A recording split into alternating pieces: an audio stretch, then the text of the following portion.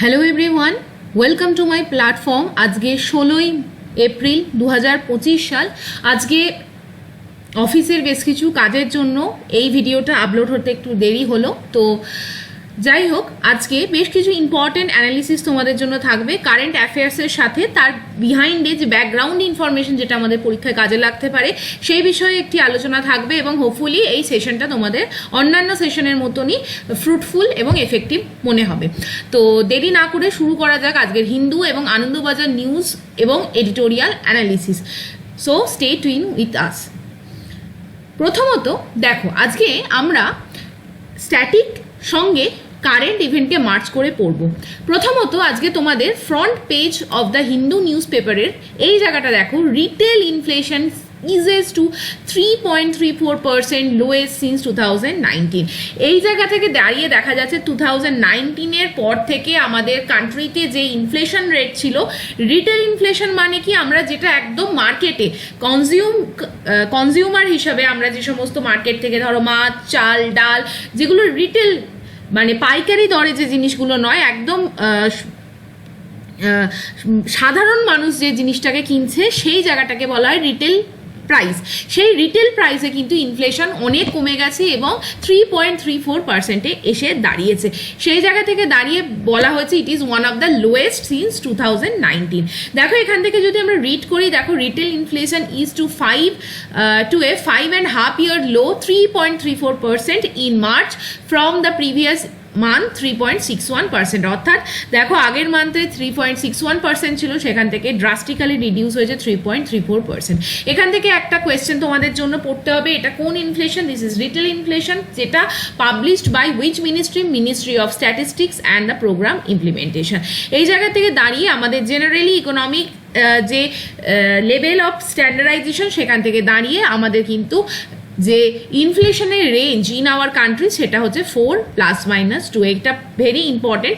অর্থাৎ আমরা যদি দেখি সেই জায়গা থেকে দাঁড়িয়ে আমাদের দেখতে হবে কান্ট্রিতে 4+-2 হচ্ছে আমাদের ইনফ্লেশনের লিমিট, বা যার মধ্যে reserve bank of India is mandated to keep the inflation in the target. So 4+2 মানে 6%, ম্যাক্সিমাম ইনফ্লেশন এত দূর যেতে পারে, বা 4-2 অর্থাৎ 2% হচ্ছে আমাদের ইনফ্লেশনের টার্গেট হবে।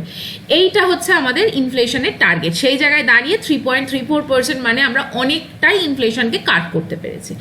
এখান থেকে দাঁড়িয়ে আমাদের যে জিনিসটা দেখতে হবে, ইনফ্লেশন কত ধরনের হয়। ইনফ্লেশন কি?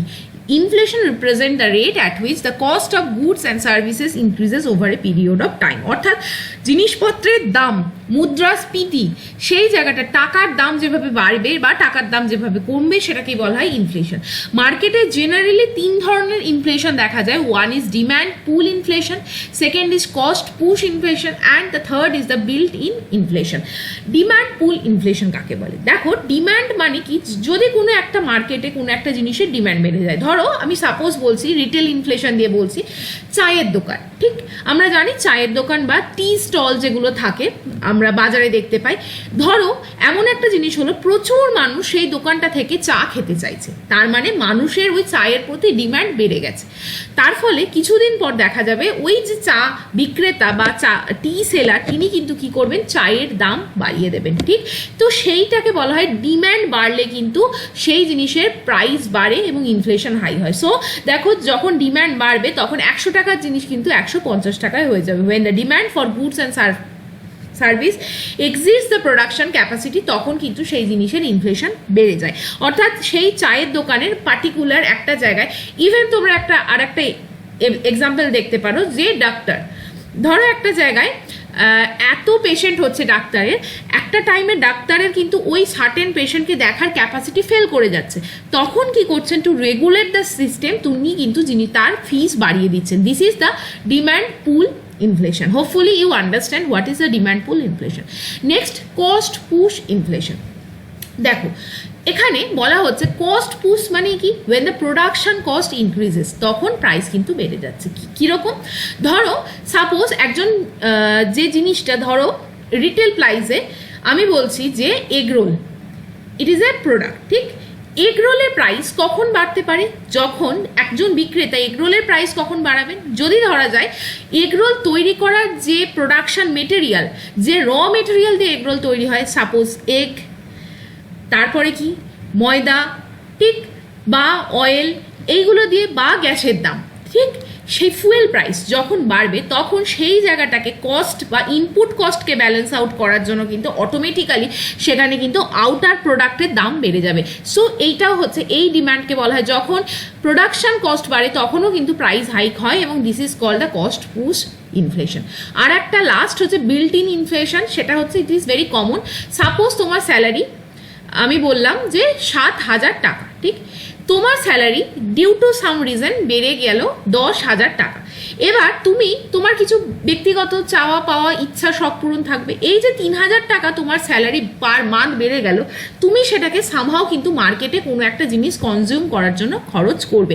এইভাবে যখন প্রত্যেকটা পার্সনের একটা ইকোনমিতে ইন্ডিভিজুয়াল ওয়েজ রাইজ হয় বা স্যালারি হাইক হয়, তখনও কিন্তু জেনারেলি সেও কিন্তু সেই স্যালারি হাইক দিয়ে লিভিং কস্ট তার কিন্তু মেনটেন করতে চায়, এবং তার ফলে তার যে একটা জায়গায় কনজামশন বাড়ে, প্রাইস বাড়ে, সেই জায়গাটাকে বলা হয় বিল্ট ইন ইনফ্লেশন। যেমন দেখা যাচ্ছে, দেখো এখানে চিত্রটিতে ওয়েজ বাড়ছে এবং অটোমেটিক্যালি সেটা মার্কেটে একটা ইনডিরেক্টলি প্রাইস বাড়ার দিকে সেটাকে পুল করছে বা পুশ করছে।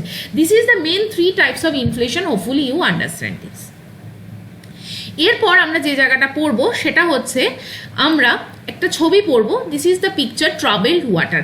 খুব ইম্পর্টেন্ট একটা ফেনোমেনা যেটা আমরা দেখবো, a boat anchored on the banks of the Jamuna covered with the toxic white foams. আমরা জানি যে Jamuna is an important river in the northern belt of the India. আমাদের উত্তরপ্রদেশ, উত্তরাখণ্ড, এখানে Jamuna is one of the most important river, কিন্তু যেখানে একটা পলিউশনের জন্য huge pollution causes the damage of the entire river ecosystem, and সেইখান থেকে দাঁড়িয়ে জল কিন্তু এখানে হোয়াইট ফোম তৈরি হয়। তো এই যে হোয়াইট ফোম যমুনা নদীতে তৈরি হচ্ছে, সেটা কেন হচ্ছে সেটা আমরা একটুখানি দেখে দেব।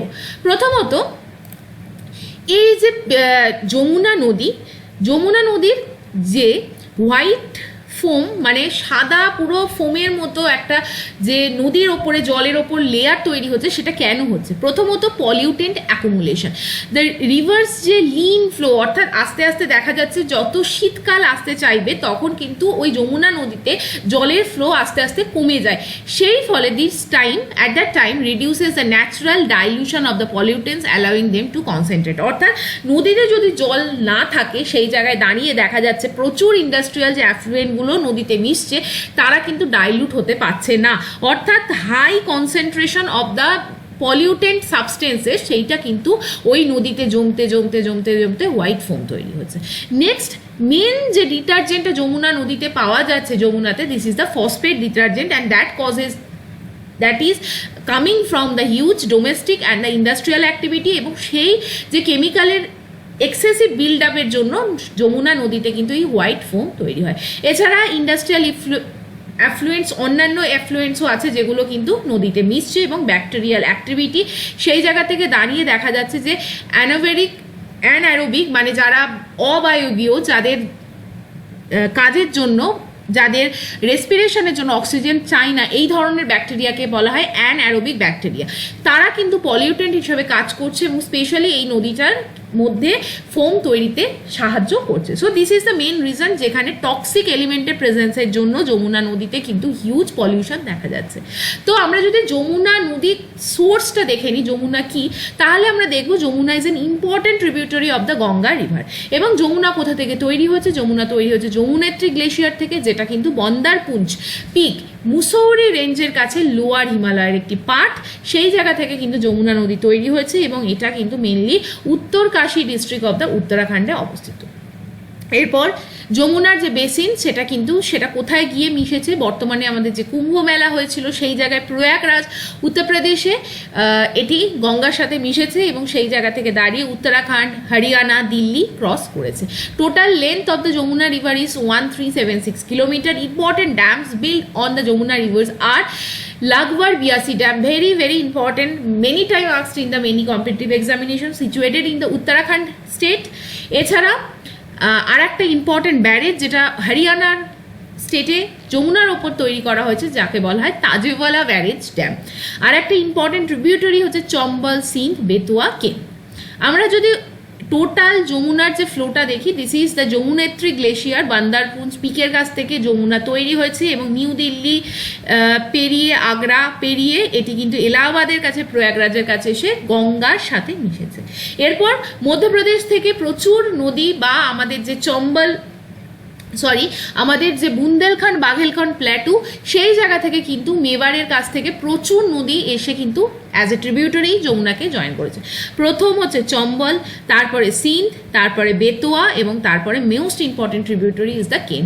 চম্বলের একটা ইম্পর্টেন্ট ট্রিবিউটারি যেটা রাজস্থানের ওপর দিয়ে ফ্লো করেছে, this is the Banas river which is the tributary of Chambal, এবং Chambal is the tributary of the Jamuna. তাহলে হোপফুলি এন্টায়ার জায়গাটা ক্লিয়ার হয়েছে। এবং মেনলি চম্বল, সিন্ধ, বেতোয়া, কেন এগুলো কিন্তু মধ্যপ্রদেশ থেকে উৎপত্তি হওয়া নদী, যেগুলো দেখা যাচ্ছে ইন্দোর, ভূপাল এই সমস্ত শহরের মধ্য দিয়ে পাস অন করেছে। Coming to the next article, যেটা আমি তোমাদের সাথে ডিসকাস করতে চাই, এটা হিন্দুতেও কালকে পাবলিশ হয়েছিল, আমি কভার করতে পারিনি। একজন legendary Kathak dancer Kumudini Lakhia passed away.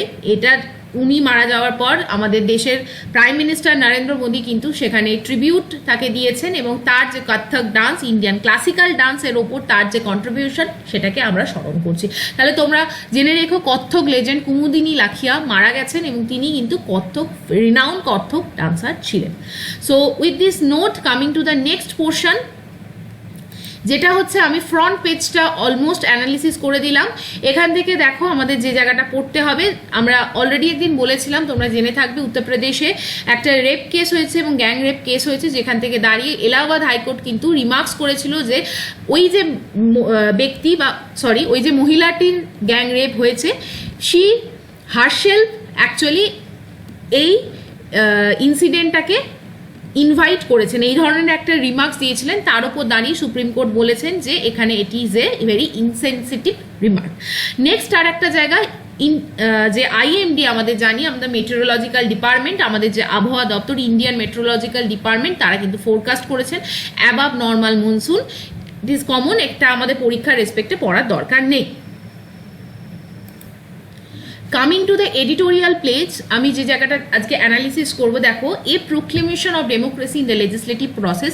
This is all about মানে what is happening for the many days, যেটা তামিলনাড়ু গভর্নমেন্টের কাছে আসছে, গভর্নর ভার্সেস স্টেট গভর্নমেন্ট, এই যে ইস্যুটা বারবার এটা এডিটোরিয়ালে আসছে। আজকে আমি এই এডিটোরিয়ালটা ইংলিশে ডিসকাশন করব না, আমরা যে এডিটোরিয়ালটা আজকে ডিসকাশন করব, India rising power demand and the hydrogen factor. এইটা পড়ার আগে আমরা কিছু ব্যাকগ্রাউন্ড পড়বো এবং আনন্দবাজার যে নিউজ পেপারটা সেটা একবার দেখে নেব।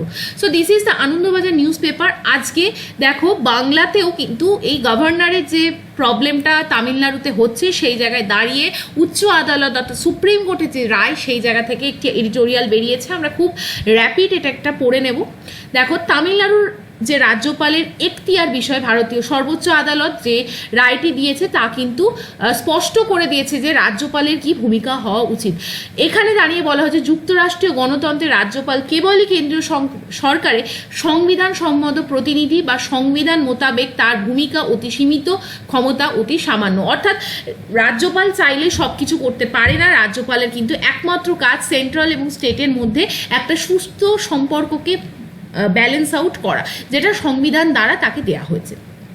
এই জায়গায় দাঁড়িয়ে বলা হয়েছে যে তামিলনাড়ু রাজ্যপাল আর.এন. রবির বিপক্ষে সুপ্রিম কোর্টের রায় তাই ভারতীয় যুক্তরাষ্ট্রের পক্ষে অত্যন্ত জরুরি একটি মাইল ফলক হয়ে রইল। কি ঘটনা, কেন্দ্র রাজ্য সম্পর্কে কিন্তু একটি স্পষ্ট সীমারেখা নির্দেশ করে দিল সুপ্রিম কোর্ট।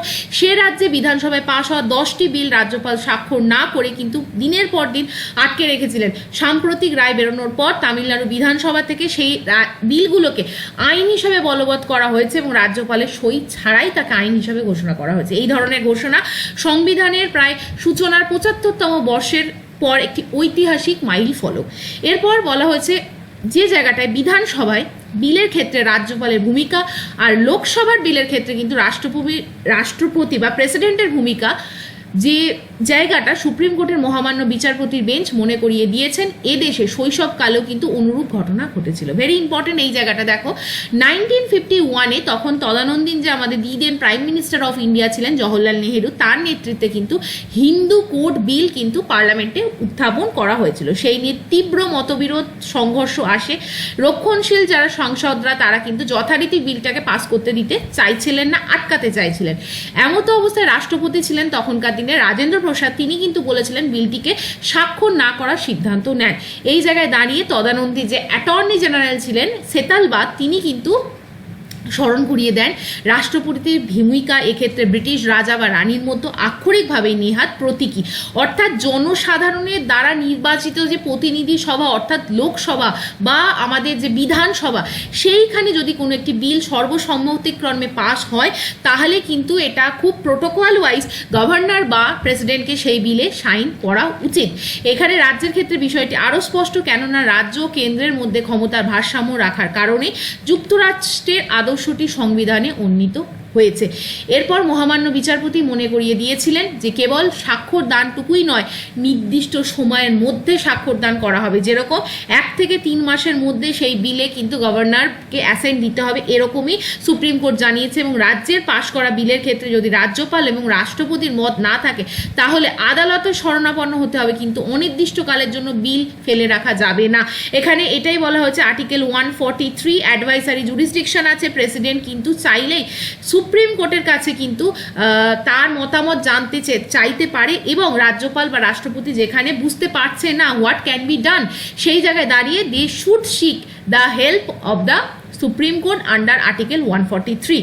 এরপরে এই জায়গা থেকে এইটাই বলা হয়েছে এবং সেইটাই এই আর্টিকেলের বিশ্লেষ্য বা আলোচিত বিষয় ছিল। হোপফুলি তোমরা এই জায়গাটা বুঝতে পেরেছো। এবং আর একটা আর্টিকেল আমি তোমাদের বলে দিই, আর্টিকেল 142, এটা কি বলা হয়েছে, কোনো স্পেশাল সার্কামস্ট্যান্সেসে সুপ্রিম কোর্ট যদি কোনো ডিক্রি পাস করে এবং সেই ডিক্রিকে যদি বলা হয়, সুপ্রিম কোর্ট যদি মনে করে it is mandatory to be obeyed in a particular jurisdiction, সেটা কিন্তু মানতে সেখানে বাধ্য করা হবে। সো সুপ্রিম কোর্ট কিন্তু পার্টিকুলার একটা ডিক্রিকে পাস করা এবং তাকে বলবৎ করার অধিকার রাখে আন্ডার আর্টিকেল 142। নেক্সট আমি যদি যাই, সেটা হচ্ছে এই আর্টিকেলটা অতই সহজ পাঠ, খুব বেশি এটা আমাদের জানার দরকার নেই। আমি জাস্ট এখানে বলবো যে বাংলা ভাষা এবং রবীন্দ্রনাথ দুইয়ের প্রতি ভালোবাসা থেকে সম্প্রতি এই লেখক রিয়া মোদক হাতে তুলে নিয়েছিলেন সহজ পাঠ, এবং সেই জায়গা থেকে দাঁড়িয়ে বলা হয়েছে সহজ পাঠ যেভাবে বাংলার সংস্কৃতিকে, বাংলার শিক্ষাকে তুলে ধরার চেষ্টা করেছিল সেটা কিন্তু অত্যন্ত বিরল, এবং সেখানে গ্রাম বাংলার যে সমস্ত মনোরম চিত্র রবীন্দ্রনাথের চোখ দিয়ে সহজ পাঠের মাধ্যমে প্রকাশ করা হয়েছিল, সেটা কিন্তু সত্যিই বাংলার শিক্ষাকে, প্রাথমিক শিক্ষার বুনিয়াদী জায়গায় যদি সহজ পাঠ পড়ানো যায় সেটা কিন্তু একটি ভালো রকম ভিত্তি মানুষকে তৈরি করবে। এখানে বিভিন্ন সময় রোমান্টিক গ্রাম জীবন নিয়ে, জাতপাত, লিঙ্গ বৈষম্যের আবছা উপস্থিতি নিয়েও কিন্তু বিভিন্নভাবে সহজ পাঠে তার বিবরণ দেয়া হয়েছে, এবং এই জায়গাটা থেকে লেখা হয়েছে যে সহজ পাঠ কিন্তু সেখানে কল্পনা ছুটে বেড়ায় বাধাহীন, চোখ রাঙানো শিক্ষক নেই, ধুলো পড়া লাইব্রেরি নেই, কিন্তু যেভাবে সহজ পাঠকে লেখা হয়েছে সেই জিনিসটা পাঠ করলে গ্রাম বাংলার যে চিত্র পাওয়া যায় সেটা কিন্তু সত্যি অবিনশ্বর। এইটাই লেখা হয়েছে, এর বেশি আমার মনে হচ্ছে না এখান থেকে পড়ার কিছু দরকার আছে। তোমরা বাকিটা নিজেদের মতো করে পড়ে নিও, আমি জাস্ট একটা ওভারভিউ তোমাদের দিয়ে দিলাম। Coming to the next article, যেটা আমরা হিন্দুতে আজকে পড়বো, সেটা হচ্ছে আমাদের কান্ট্রির যে এনার্জি ডিম্যান্ড সেটা থেকে দাঁড়িয়ে হাইড্রোজেন এনার্জি, সেটা আমাদের কিভাবে একটা কিন্তু পাওয়ার ডাইনামিক্সকে চেঞ্জ করতে পারে। এইটা পড়ার আগে আমাদের জাস্ট একটুখানি ব্যাকগ্রাউন্ড দেখতে হবে যে কত ধরনের আমাদের হাইড্রোজেন আছে। 3 ধরনের আমাদের হাইড্রোজেন আছে। Number 1 is the grey hydrogen, second is the blue hydrogen and third is the green hydrogen.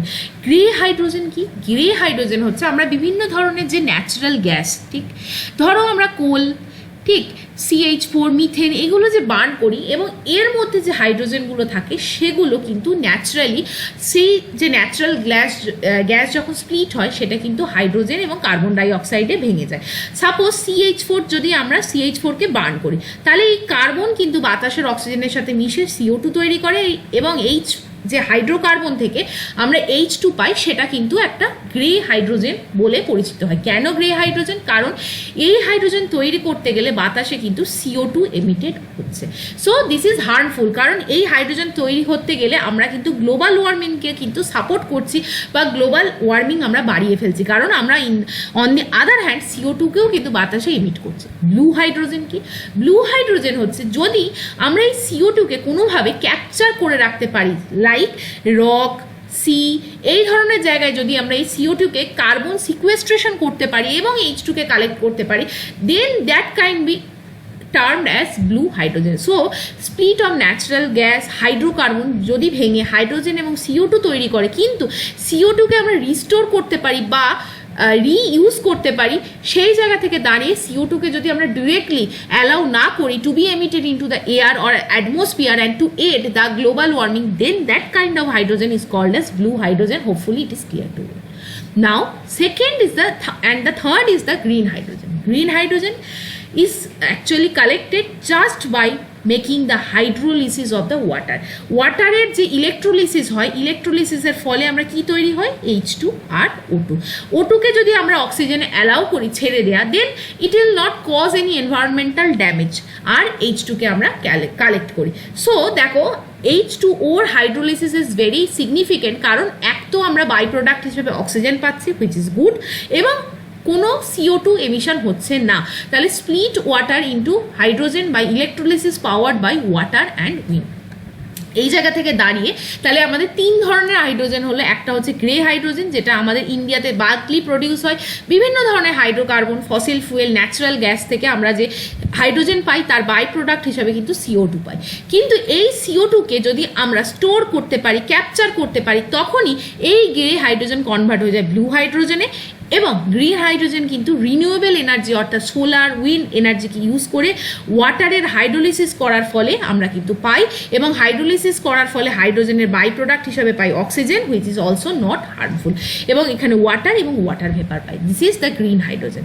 আমরা যদি দেখি এইখানে কিভাবে ওয়ার্ল্ড ফার্স্ট গ্রিন হাইড্রোজেন তৈরি হয়েছে, দেখো উইন্ড এনার্জিকে কাজে লাগাচ্ছি, ওয়াটারকে ইউজ করছি, এবং সেই উইন্ড এনার্জি থেকে পাওয়ার নিয়ে ওয়াটারকে স্প্লিট করছি, অক্সিজেনকে আমরা এয়ারে মিশে যেতে সাহায্য করছি, এবং এই যে হাইড্রোজেন তৈরি হলো সেটাকে আমরা কালেক্ট করছি। এই হাইড্রোজেনকে সেফলি আমরা স্টোর করছি, এবং আমরা moving towards the zero carbon emission. Hopefully the entire thing is now clear to you. Now coming to the editorial, যেখান থেকে দাঁড়িয়ে আমরা পড়বো যে লেখক বা এডিটর কি জায়গাটার ওপর আলোকপাত করতে চেয়েছেন। এই জায়গায় যে জায়গাটা বলা হচ্ছে the goal of achieving A net zero economy. আমরা জানি আমাদের কান্ট্রির কিন্তু টার্গেট হচ্ছে নেট জিরো এমিশনের দিকে, অর্থাৎ কার্বন নেট জিরো এমিশনের দিকে যাওয়া।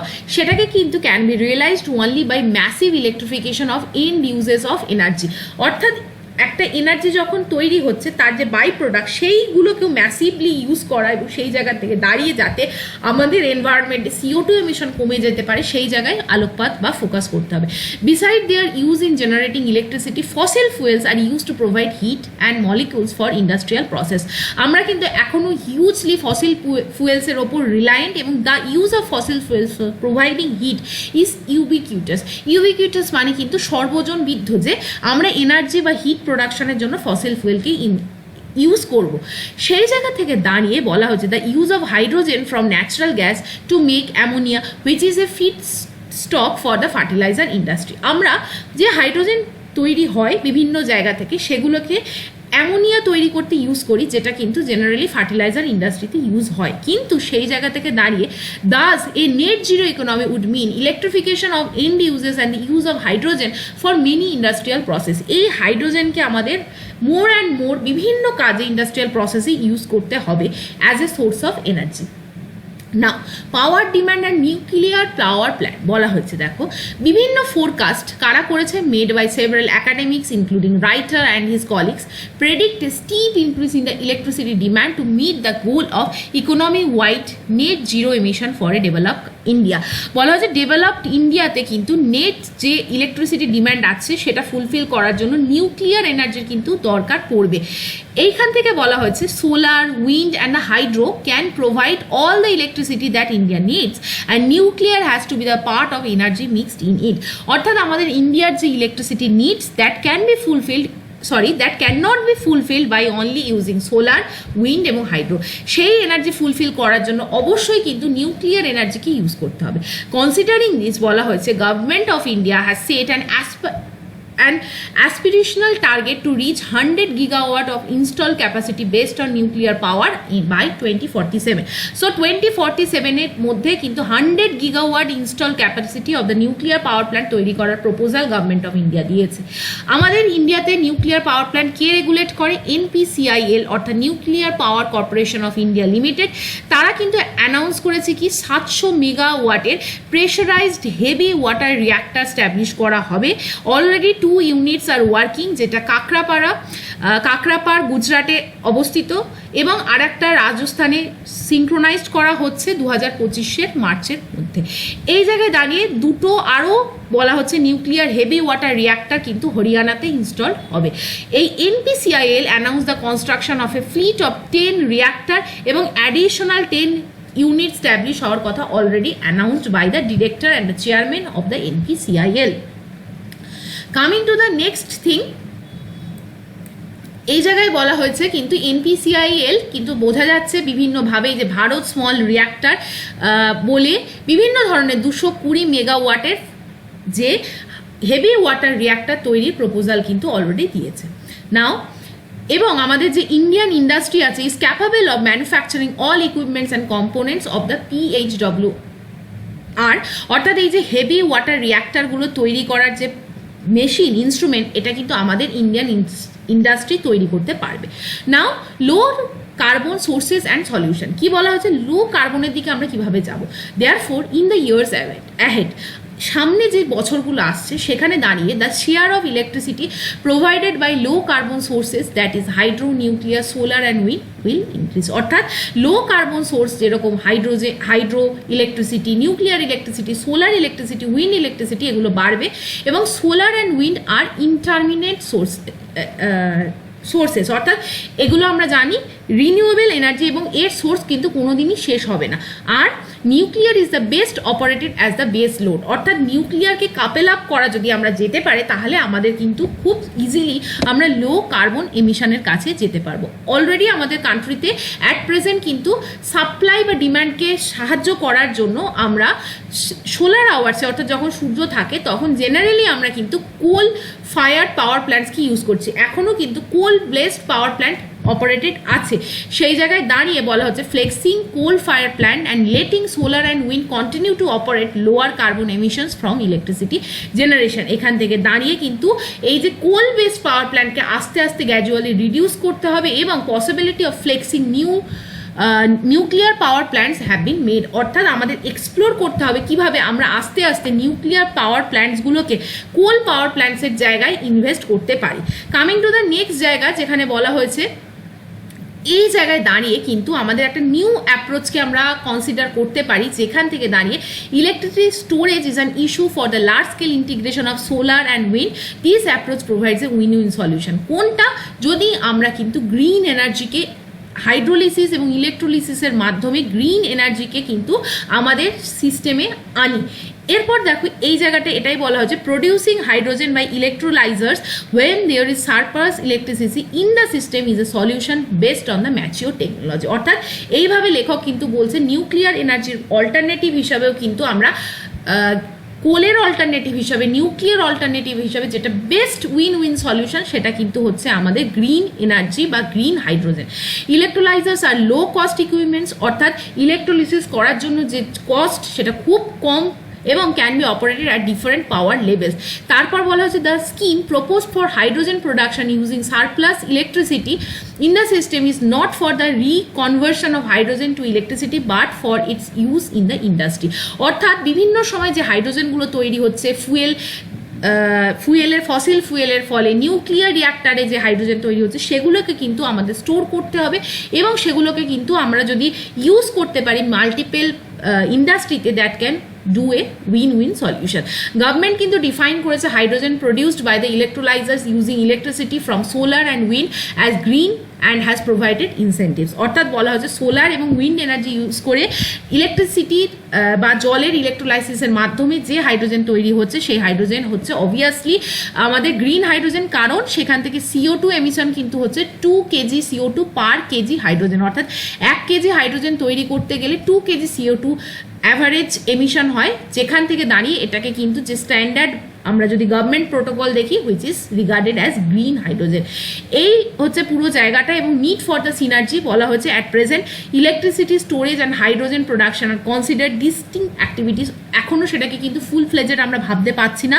This needs to change. Hydrogen generation and electricity storage need to be synchronise to improve economics. Our case study demonstrate that by synergizing hydrogen generation battery storage one can improve overall economy. অর্থাৎ হাইড্রোজেনকে যদি আমরা store করতে পারি, হাইড্রোজেনকে যদি আমরা use করতে পারি, গ্রিন হাইড্রোজেন প্রোডাকশন মেথোডোলজিকে যদি আমরা মোর অ্যান্ড মোর কনভিনিয়েন্ট করতে পারি, that will actually aid the development of the economics in the broader challenge.